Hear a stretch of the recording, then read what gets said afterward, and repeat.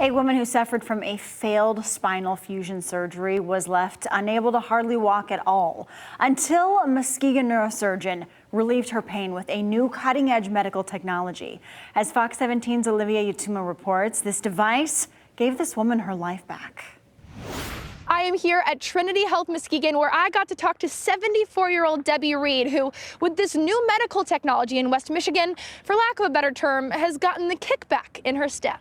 The first time I looked at myself in the mirror, I was like, oh my God, the pain was gone. There was no pain, and I could see it in my face. Debbie Reed suffered from a failed spinal fusion surgery in July of 2023. If it ended in IS, I had it, scoliosis, stenosis, arthritis, there were like 5 things that were wrong with my back. After the procedure, she could hardly walk. I personally thought it was just, healing, and you got to get better and you got to work harder, but it never got better. Battling the pain caused her to lose 2 years of her life. Before, when I would try to walk just across the street, I would get this really, really sharp pain in my lower back. Debbie is a true outdoorsy type, so not being able to walk was unacceptable. I stopped cooking.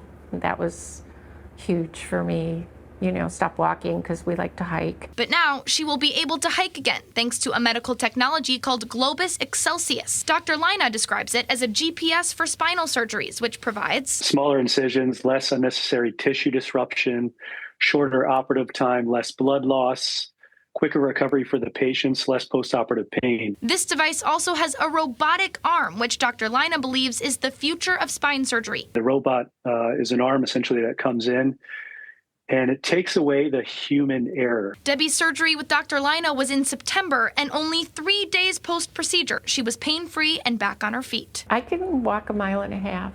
With a device, sometimes, I might have a walking stick or my husband's arm. Debbie is grateful for the gift she's been given during the most giving time of the year. I had a really positive attitude the entire time.